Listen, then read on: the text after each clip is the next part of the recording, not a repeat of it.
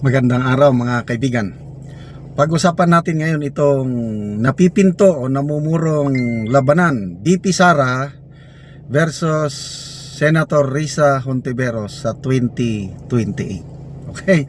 Sa news ng ABS-CBN ngayon, ito ang title, Hontiveros, there will be a progressive alternative in 2028 polls. May kandidato sila lalaban presidente sa 2028. So ito, ABS-CBN News published May 21. A potential face-off between Vice President Sara Duterte and Senate Deputy Minority Leader Hontiveros in 2028 presidential elections looms, with the senator saying she is open, open to being the progressive bloc's standard bearer then. Ito ang sabi ni Senator Hontiveros. There will always be a progressive or reformist alternative, Hontiveros told the kapihan sa Senado on Wednesday, ngayon araw. She also squelched talks of possible alliance with the administration. Ayaw niyang sumama sa administration kasi opposition daw siya. Talaga ba? Ano sa tingin nyo? When was the last time na narinig natin si Senator Hontiveros na criticize niya ang Marcos admin? Parang wala akong matandaanan. Ang palagi niyang tinitira mga Duterte, yon ang sigurado.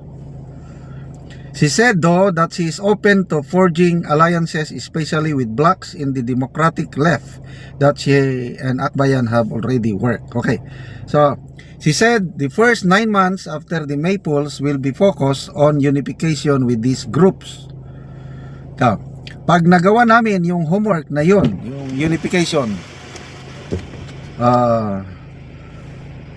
solid core from which we can further expand, or selection for the strongest possible slate can be done later on when groups have more confidence in each other. So, consolidation na sila ngayon, naghahanda na. Ano yung mga grupo nila?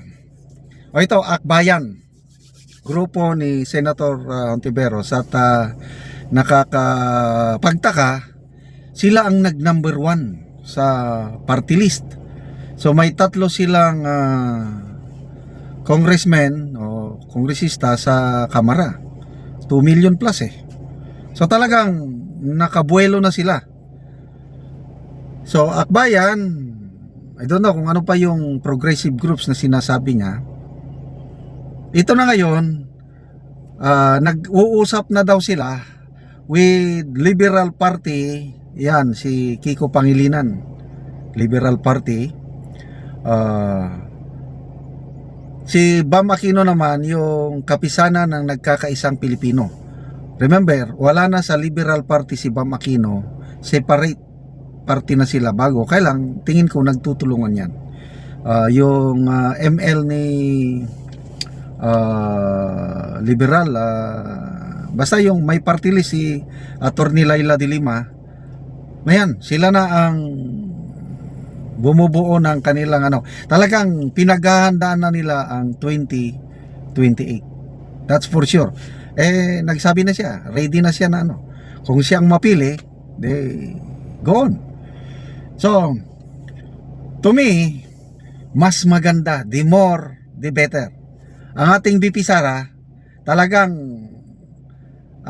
basta malusutan lang niya itong impeachment trial, siguradong tatakbo ang ating VP Sara, lalo na ngayon na marami siyang senador na nanalo.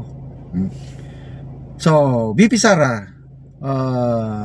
sabihin na lang natin, Hontiveros tatakbo. Hindi naman mawawala si Speaker Martin Romualdez. I don't know with Senator Rapi Tulfo kung makipag-partner ba siya kay Speaker Romualdez, kasi sa mga surveys, remember, palaging dumidikit si Senator Tulfo kay VP Sara.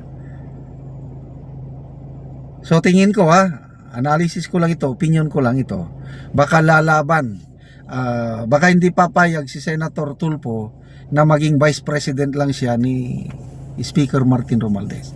Hindi rin papayag si Speaker Romualdez na maging Vice President lang siya ni Rapi Tulfo. Kaya tingin ko maghihiwalay yan. Lalaban at lalaban si Rapi Tulfo. So apat na sila. Plus may mga sisingit pa dyan. I'm sure meron. Last May 2022 presidential election, 10 ata sila. Dami. Nako, I tell you, may survey na yan na ano. Sino bang nag-survey? Nakalimutan kong nag-survey. Pulse Asia ba o ano? The more candidates na tatakbo sa 2028, the more chances si VP Sara na mananalo. Kung one-on-one daw, ito, survey to ha, kung one-on-one, Rapi Tulfo and VP Sara, laban, baka may pag-asa pang manalo daw si Rapi Tulfo. Yun, survey yun ha. Kailan kung 3 or 4 candidates, survey, mananalo si VP Sara. Yun. Kaya, bring it on. Mas lalong ano, ang pinakamalakas na kalaban ni VP Sara sa tingin ko, nasa itong grupo ni Risa Hontiveros at saka si Rapi Tulfo. Speaker Martin Romualdez, I'm sorry, kahit gamitan niya ng lahat ng resources nila, hindi mananalo si Speaker Martin Romualdez basta lang sa isang honest, fair, and peaceful election. Panalo po ang ating VP Inday Sara. So, lalong exciting. Ang babantayan natin ngayon, itong impeachment trial, matuloy o hindi matuloy. Nagsabi na si VP Sara, gusto niyang matuloy dahil gusto niya ng bloodbath. Kaya lang mga kasama niya, si Senator-elect Marcoleta, susubukan niyang pipigilan dahil hindi daw pwedeng i-transfer sa 20th Congress itong impeachment na nasimulan 19th Congress. O si Senator Amy naman daw, kung magtitestigo si Congressman Tiangco tungkol sa revelasyon niya na parang napilitan lang yung mga kongresista na pumirma, magsasampa siya ng kaso sa Supreme Court para hindi na matuloy ang impeachment ni VP Sara. Okay, salamat mga kaibigan sa inyong pagsubaybay sa ating channel. Nakakatulong kayo ng malaki sa Tribong Talandig ng Bukidnon dahil ang ating income sa channel na ito is inilalaan natin pagtulong sa Tribong Talandig. Namimigay tayo ngayon ng mga yero at pako para ma-repair ang sira-sirang bahay ng Talandig or makapagpatayo yung karamihan sa kanila na walang bahay.